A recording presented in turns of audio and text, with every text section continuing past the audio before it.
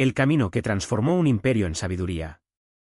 Era una mañana fría en Corinto, y el apóstol Pablo, con las manos todavía marcadas por las cadenas de Filipos, observaba el movimiento del puerto.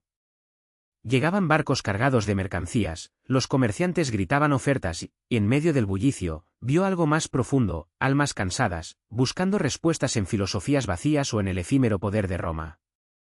Fue allí, en medio del ruido del mundo, donde empezó a dictar palabras que durarían siglos, una carta a los romanos, no como un tratado teológico lejano, sino como un manual para la vida. Hoy en día, estas palabras no se limitan a los pergaminos antiguos. Respiran las decisiones que tomamos al despertar, en las batallas silenciosas contra la ansiedad, en los momentos en que la injusticia nos duele o cuando el orgullo nos separa sutilmente de los demás. Romanos no se trata solo de fe, se trata de cómo esta fe se convierte en raíz, tronco y fruto en medio del caos. La primera lección llega como un soplo: no os conforméis a las costumbres de este mundo. 12:2. No es un llamado a la fuga, sino a la transformación. El mundo ofrece modelos, éxito a cualquier precio, felicidad ligada a la posesión, identidad construida sobre los gustos. Pero Pablo habla de una renovación de la mente, un proceso lento, como el agua tallando piedra. Cualquiera que haya intentado alguna vez romper con un hábito tóxico o elegir el perdón en lugar de la venganza sabe que esta renovación duele. Es desmontar lo que nos han impuesto para descubrir lo que realmente somos. Luego viene la humildad que desarma: no tengas de ti mismo una opinión más alta de la que deberías tener. 12,3. En una cultura que premia la autopromoción, esto suena a herejía. Pero Pablo no habla de desprecio, sino de verdad. El orgullo es una carga pesada, exige que demostremos algo en todo momento. La humildad, en cambio, es ligera. Nos permite servir sin esperar aplausos, reconocer nuestros límites sin vergüenza y celebrar los dones de los demás sin envidia.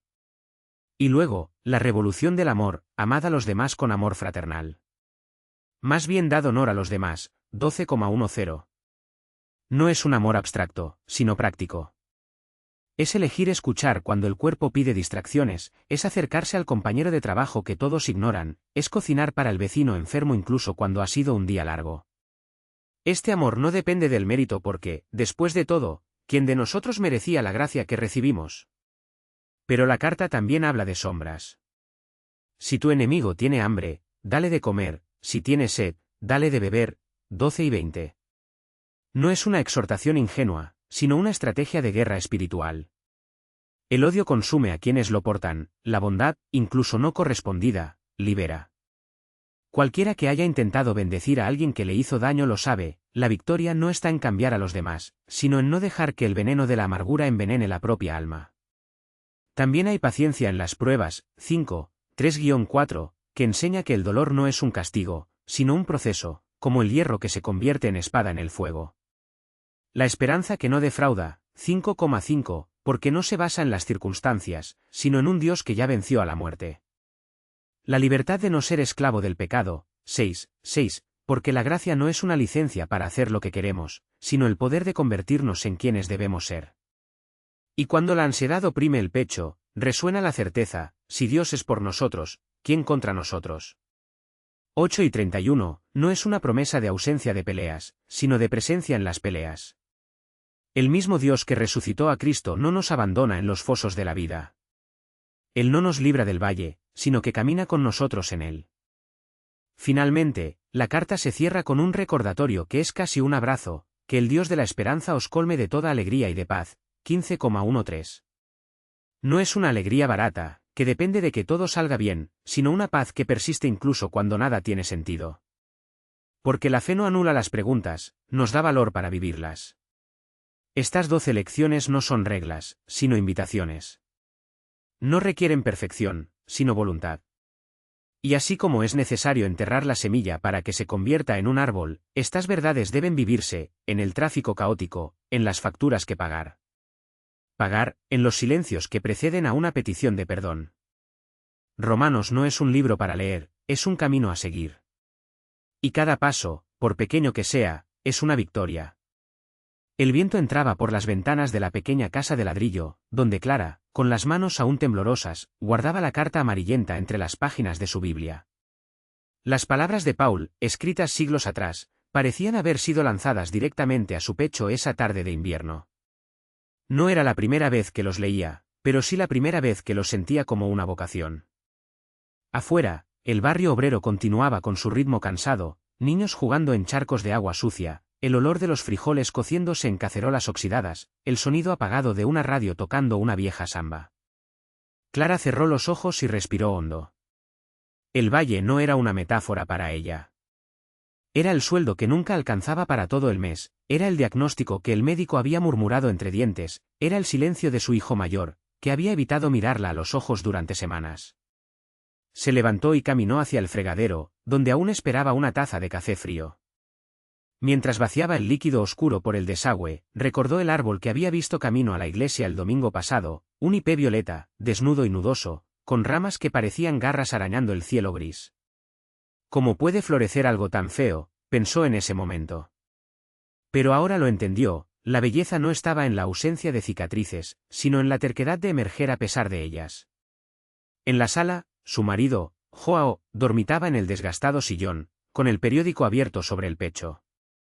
Las ojeras profundas contaban historias de dobles turnos en la fábrica, de sueños interrumpidos por el despertador de las 4 de la mañana.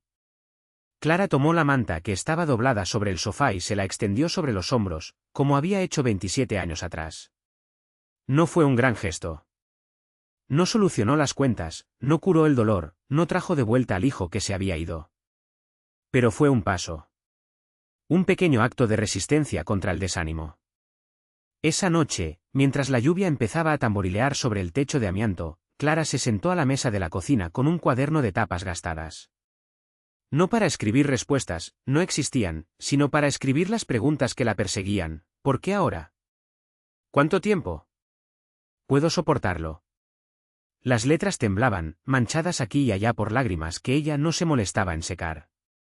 Pero, entre una línea y otra, también aparecieron fragmentos del recuerdo, la risa del hijo cuando era pequeño, corriendo por la acera con una cometa, el olor del pan caliente que horneaba su madre los domingos por la mañana, el momento en que Joao, sin dinero para un anillo, le había regalado un anillo hecho de alambre retorcido, prometiendo cambiarlo, cuando la vida mejorara.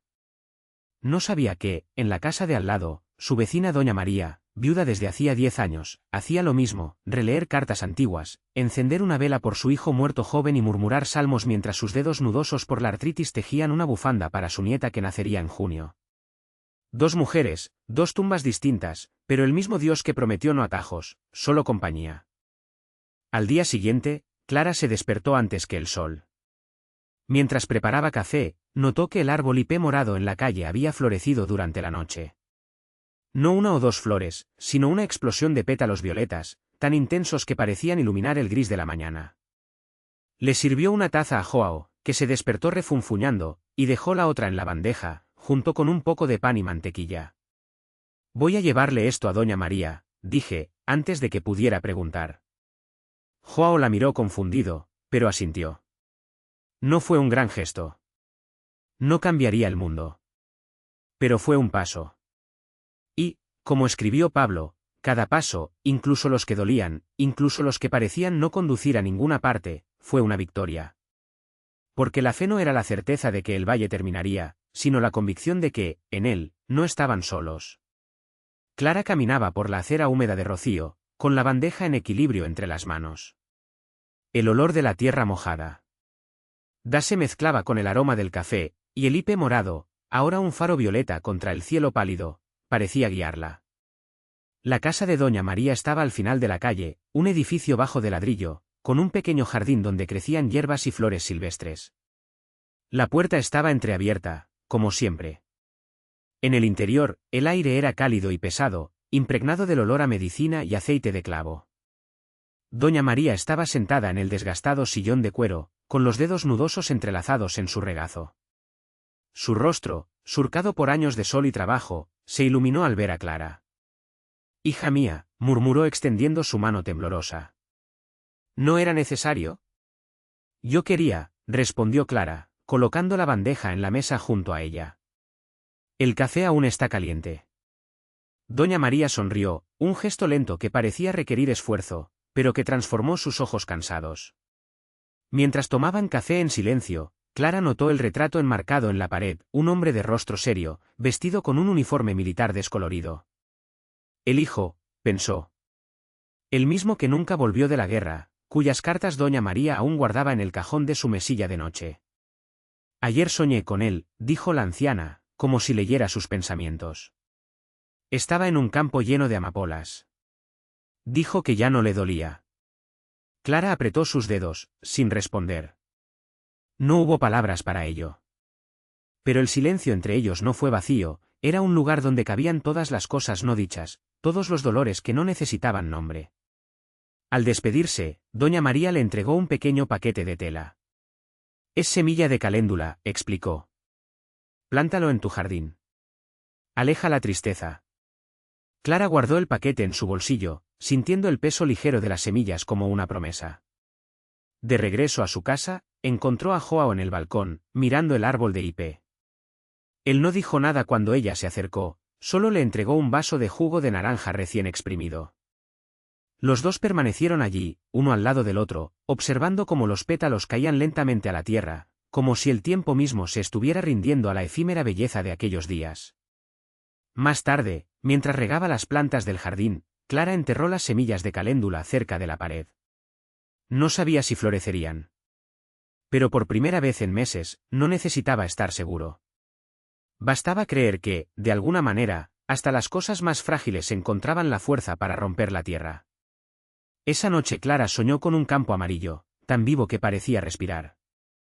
Las flores se movían al ritmo de un viento que no existía, y en el centro del campo había una mujer de espaldas, vestida de blanco. Recogía caléndulas con manos delicadas, como si cada pétalo guardara un secreto. Clara intentó acercarse, pero el suelo bajo sus pies era demasiado blando, una tierra húmeda que la tiraba hacia abajo. Se despertó con el olor a café recién hecho y la luz gris del amanecer filtrándose a través de las cortinas. Joao ya estaba en la cocina, friendo huevos con la misma paciencia de siempre. No preguntó sobre el sueño, pero dejó una taza de café junto a su plato, como si supiera que necesitaba algo caliente para disolverse el resto de la noche. Clara bebía su café en silencio, observando sus manos, gruesas, marcadas por el trabajo, pero que seguían los gestos de la cafetera con una precisión casi afectuosa. El árbol hipé está casi sin hojas, comentó Joao, sin quitar los ojos de la estufa. Pronto solo quedarán las ramas. Clara asintió. Sabía que no estaba hablando solo del árbol. Después del desayuno, salió al patio trasero. El terreno donde había plantado las semillas estaba revuelto, húmedo por el riego de la noche anterior. No había señales de brotes, pero tampoco había prisa. Se acercó al lado del macizo de flores y se quedó allí, observando a las hormigas que cargaban migajas de tierra como si fueran tesoros. Una mariposa negra se posó en la pared, abriendo y cerrando sus alas lentamente, como si probara el peso del aire. Clara sonrió. Era una señal, aunque no estaba seguro de qué. Dentro de la casa, Joao dispuso las herramientas en el taller. El sonido del martillo golpeando la madera llegó hasta ella, rítmico, constante. Era un barú. Hijo que Clara había aprendido a amar en los últimos meses, prueba de que algunas cosas, incluso las rotas, se pueden arreglar. Por la tarde empezó a caer una ligera lluvia. Clara corrió hacia adentro, no sin antes ver el cielo llenarse de nubes pesadas, del gris que precede a las tormentas. Joao cerró las ventanas mientras ella se secaba los pies en la alfombra. El olor a tierra mojada entró en la casa, mezclado con el del pan cociéndose en el horno. Creo que tomará un tiempo, dijo, mirando la lluvia. No hay prisa, respondió Clara sentándose a la mesa. Y realmente no lo hubo. Cayó la lluvia, las semillas durmieron y el mundo siguió su curso, lentamente, como pétalos de hipé cayendo a la tierra. La leña crujió en la chimenea mientras Clara cortaba el pan aún caliente, cuya corteza crujiente cedió bajo el cuchillo. Joao se acercó, secándose las manos en sus gastados jeans, y tomó un trozo sin plato, como hacía siempre. Los dos comieron en silencio, escuchando el sonido de la lluvia sobre el techo de hojalata y algún que otro goteo de un goteo testarudo que se escapaba de los parches. Afuera, el viento comenzó a tomar fuerza, sacudiendo las ramas del árbol de jabuticaba que estaba al lado de la cerca. Clara se levantó para comprobar que la puerta trasera estuviera bien cerrada, pero se detuvo a mitad de camino, distraída por el reflejo borroso de ella misma en la ventana. Había algo diferente en su rostro, no era solo el cabello más largo ni las líneas que el tiempo había dibujado alrededor de sus ojos. Era una quietud que no había existido antes, como si las piezas que alguna vez crujieron dentro de ella finalmente hubieran encajado en su lugar. Joao notó el gesto y sonrió sin decir nada. Sabía que ella estaba pensando en la carta que había llegado esa mañana, doblada dentro de un sobre amarillento, con el sello de una ciudad que ninguno de los dos había visto en años. No necesitaban hablar de eso. Las palabras escritas a mano, temblorosas en algunos lugares, habían sido leídas en voz baja, solo para ellos, antes de guardarlas en el cajón de la cómoda, entre pañuelos de lino y fotografías descoloridas. La tormenta finalmente azotó el techo y un relámpago iluminó por un segundo la cocina, dejando al descubierto las paredes desconchadas, el armario con la puerta colgando de una sola bisagra, la mesa de madera llena de marcas de cuchillos. Clara encendió la lámpara y la llama bailó proyectando sombras alargadas en las paredes. Joao fue al baúl que había debajo de la cama y volvió con una manta de lana, esa verde oscura que Clara había tejido el invierno pasado, cuando las noches eran tan largas que parecían no tener fin. Creo que el puente del río se va a volver a inundar, comentó, más por decir algo que por verdadera preocupación. Con suerte, respondió ella, subiéndose la manta hasta la barbilla. Así mañana nadie vendrá a molestarnos. Y era verdad. La crecida del río, que antes los había dejado varados y ansiosos, ahora era solo otra señal de que el mundo exterior podía esperar. Joao se sentó en la mecedora, la madera crujió suavemente, y sacó de su bolsillo un trozo de madera tallada, un pájaro, casi terminado, con las alas aún en bruto, esperando ser terminado. Clara observó cómo sus dedos, gruesos y callosos, se movían con una precisión que solo se obtiene tras años de repetir el mismo gesto. ¿Vas a terminar hoy?, preguntó, aunque sabía que él no respondería. Joao trabajó a un ritmo que no se podía apresurar. La lluvia amainó alrededor de la medianoche, pero el sonido del agua corriendo por las alcantarillas todavía llenaba los silencios. Clara se durmió primero, con la cabeza apoyada en el respaldo de la silla y los labios entreabiertos. Joao la cubrió mejor con la manta y miró el fuego, que ahora ardía débilmente, casi azulado. Afuera, los grillos empezaron a cantar y algún animal nocturno pisó el porche, haciendo crujir levemente las tablas. Apagó la lámpara y se tumbó en el sofá, con el olor a tierra mojada todavía pegado a su piel. A través de la ventana entreabierta vio un trozo de cielo despejado, estrecho como una rendija, donde algunas estrellas insistieron en brillar. No fueron muchos, pero fueron suficientes. La mañana llegó lentamente, como si el tiempo también se hubiera dejado suavizar por la lluvia. Clara despertó con el peso de la luz en sus ojos, confundida por un momento por la manta que la cubría y el olor a café recién hecho que salía de la cocina. Joao ya estaba de pie, con la camisa abierta hasta el pecho y las mangas arremangadas hasta los codos. Se movía en silencio, como si temiera romper el encanto de esa quietud. Se levantó, sus pies descalzos se hundieron en el frío suelo de madera y se dirigió a la ventana. El jardín brillaba y los charcos reflejaban el cielo pálido. Los árboles, todavía goteantes, se balanceaban ligeramente con la brisa que soplaba del río. Clara respiró hondo, sintiendo el aire húmedo llenar sus pulmones. No hubo prisa.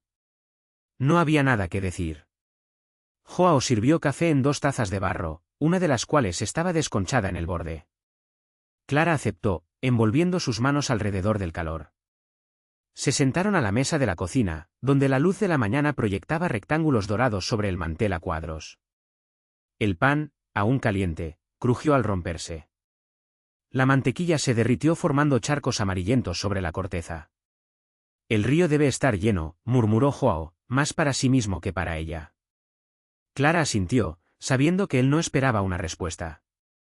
Conocía ese tono, la forma en que sus palabras se perdían en el aire, como si fueran solo una forma de llenar el espacio entre un gesto y otro. Miró sus manos, gruesas y marcadas por años de trabajo, los dedos que seguían el contorno de la taza como si leyeran una historia escrita en porcelana. Después del café, Joao se calzó las botas y recogió la azada apoyada contra la pared. Clara lo vio salir, con el cuerpo ligeramente inclinado al pasar por la puerta baja. Se quedó donde estaba, escuchando el sonido de sus pasos hundiéndose en la tierra blanda, el crujido de la madera de la cerca cuando la empujaban. Solo entonces se levantó, recogió las tazas y las lavó en el fregadero, con el agua fría corriendo entre sus dedos. Afuera, Joao trabajaba en el parterre contiguo a la casa, quitando las hierbas que la lluvia había hecho brotar obstinadamente. El sol, ahora más alto, le calentaba la espalda y el sudor empezó a mojarle la camisa. No pensó en nada, o mejor dicho, pensó en todo a la vez, la tierra que cedía bajo la hoja de la azada, el olor a humus que se elevaba con cada bocanada de aire, el sonido del río abajo, crecido y ruidoso. Clara apareció en la puerta, con los brazos cruzados sobre el pecho, como si dudara en interrumpir ese ritmo. Joao no la miró, pero sabía que ella estaba allí, como sabía que el viento cambiaría antes del anochecer y que la leña del granero no duraría hasta fin de mes. Eran cosas que se sentían sin necesidad de palabras. Me voy al pueblo, dijo finalmente. Necesito hilo y agujas.